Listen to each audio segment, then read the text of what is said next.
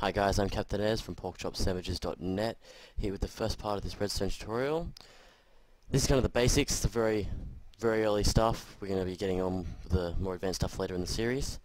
Just a quick note, I'm using FV Disco's OCD texture pack because I like it because it's very simple. So let's get started.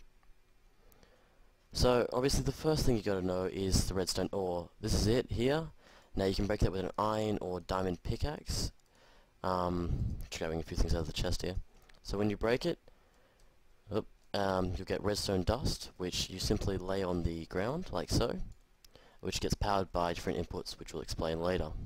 So as you can see, it kind of glows a very bright orange to start with, and then kind of slowly dims out as it gets further away from the input source, until it is out. Now you can tell it's out because it's very dark red, and also it doesn't have the particles coming off it. Now this is roughly 15 blocks. Well, sorry, it is 15 blocks. So that's the basics of redstone. Now, let's show you the inputs.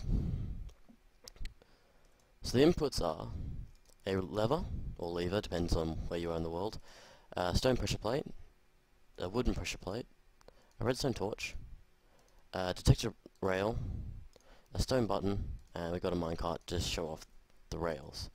So, first one of all is the button.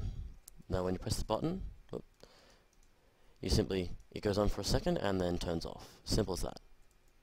The lever or lever is a toggle on-off system.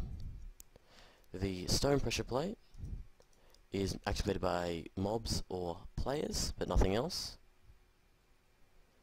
And then you have the wooden pressure plate, which is also activated by people, but also by items thrown on top of it.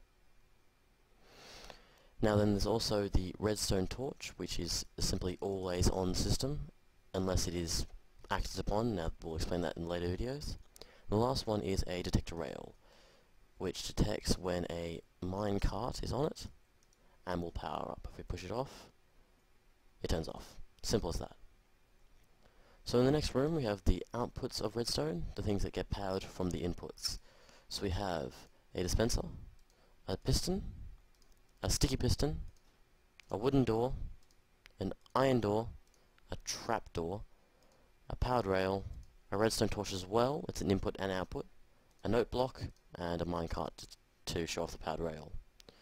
So the dispenser, it gets powered by redstone. Now we're just going to use a redstone torch here, and as you can see, just better put something in it for you, piece of redstone. When it gets powered, it'll spurt it out. Simple as that. Now it can be powered on all sides, just like, or below, just like any item. You've got your piston, your normal piston, which when powered will push and retract. Now if you put a block in front of it and power it up, it pushes it out and leaves it there. The sticky piston, however, when powered, let's just put a block here, will bring back the block with it. So it's sort of a retracting and pulling system, unlike the normal piston. You have the wooden door, which can be activated by hand or by redstone. You've got the iron door, which cannot be activated by hand and can only be activated by redstone. You have the trap door, which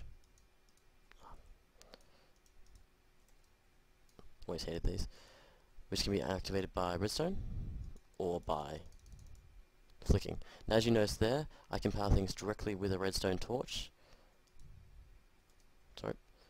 Directly with a redstone torch or with redstone wiring into it.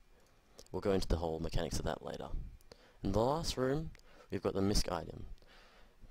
That is a redstone repeater. Now what this does, it allows the redstone current to have a delay on it, or to enhance it, which I'll show you. So as you see, it's got a little bit of weight. Now this can be right clicked to add a longer delay. It has 3 settings, as you can see here, and these can be linked up together to add longer delay. Now one thing to note about them is they do not power the opposite way. There's only one direction that they power in, and that's where the torch that doesn't move, that's the output, and the input is one with the torch that does move. So that's useful in advanced circuitry, which we'll get onto later. Now another thing that repeaters do is that if we extend this out to here, you'll notice how the signal dies here. If we pick up this repeater and put it here, it will refresh the redstone line back up to the 15 block limit again. So that's a way to allow for longer lines. Now one thing to be noted about that is that if the repeater is in the circuit, it will add a single bit or a tick of delay, which happens with any repeater set on the lowest setting. So that's going to be something to be accounted for in big computing systems. So this is really the basics of Redstone, and this is what you're going to be really need to know about Redstone in order to do some more advanced stuff. So I'm Captain Ayres from porkchopsandwiches.net. Hope you like this tutorial, and I'll see you next time. Just one thing I've forgotten was the minecart powered rail, which will, when powered off, will just hold the minecart in place, but when powered, will release it. So that can be used to push along minecarts or stop them.